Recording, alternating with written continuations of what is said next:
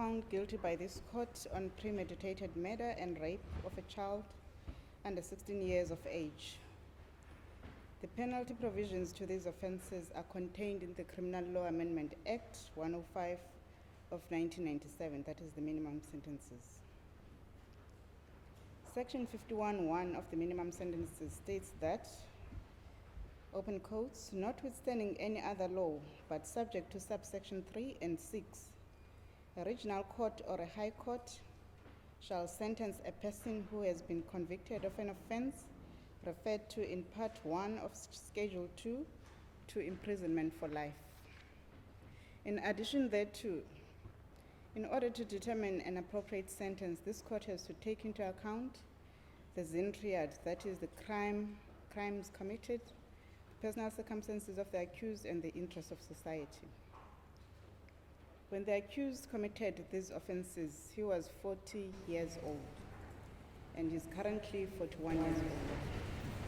He matriculated at Elsis River High School and later on obtained a diploma in marketing at Cape College in 2002. At the time of his arrest, he was gainfully employed as a customer service agent at the call center called WNS, and that he contributed money to his parents as they lived with his son. It was unclear whether he paid maintenance to his other two daughters who resided with their mothers. The accused remains single.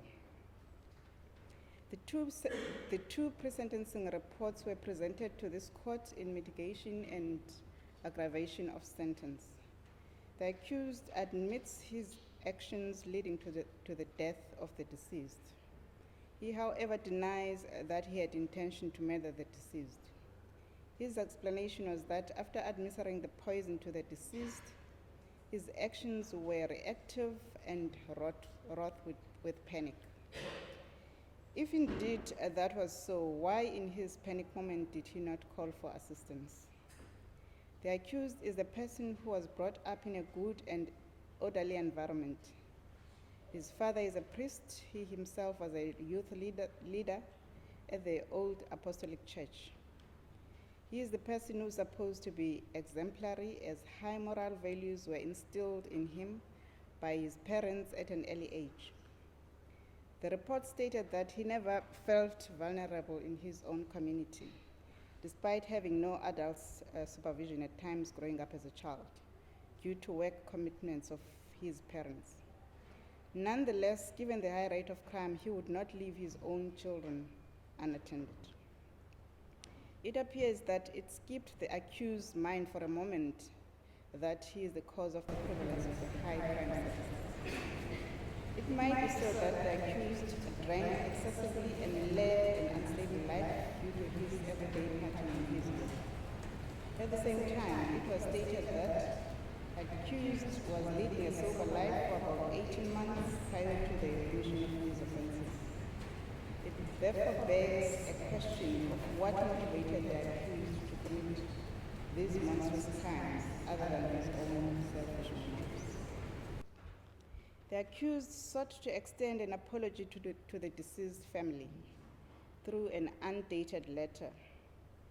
This letter was read on record by his counsel. On inquiry to counsel on when the accused wrote this letter, it was responded that he wrote it on the weekend preceding the week of the argument on sentence. Again, it appears to be a stratagem in mitigation of sentence without him taking a witness stand and voicing out his remorse to the family of the deceased. This letter is a stark contrast to what was communicated to Mr. Casey, the probation officer.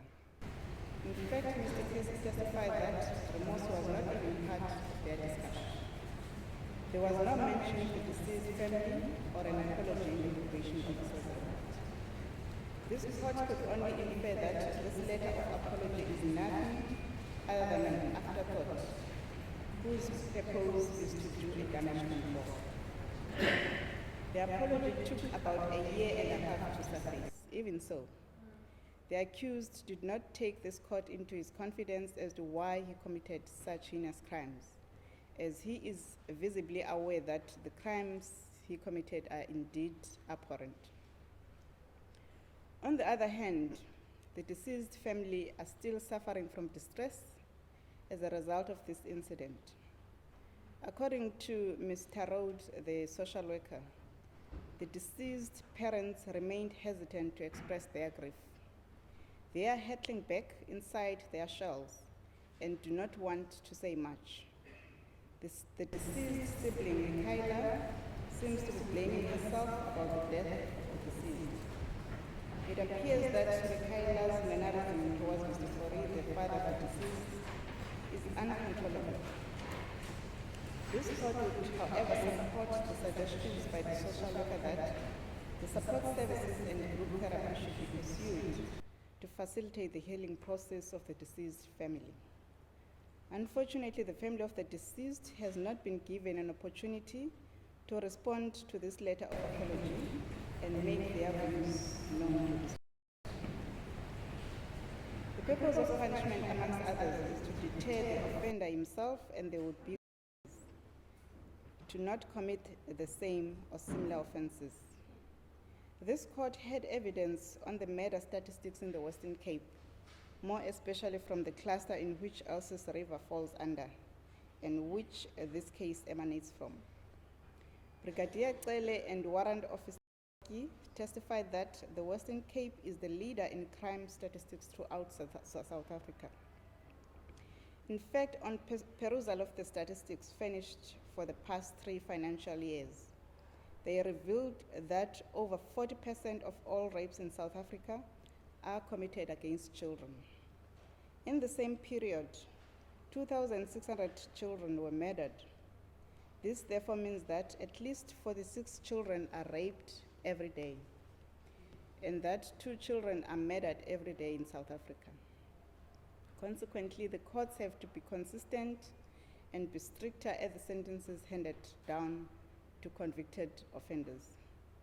In order to curb the spread of crime, the prescribed minimum sentences should not be departed from for flimsy reasons. However, at the same time, the courts are not at liberty to impose any unreasonably severe sentence. In the same vein, the sentence has to be balanced, unemotional, and within the ambit of the triad principle. Much was argued that the accused is a candidate for rehabilitation, as he has proven that he can change, as he stopped drinking alcohol for more than 18 months prior to this incident. That might indeed be so, but what is disturbing is that in that period of his sobriety, the accused committed the most horrendous of crimes. The crimes of violence, including the degree, the extent of violence used, the cruelty of the attack, the nature and character of the victim, normally aggravate the crime. CS versus Mungoni, 1994, 1 SACR 479A at 583, paragraph E. Also, the fact that the offense was planned and not committed at the spur of the moment, lack of remorse,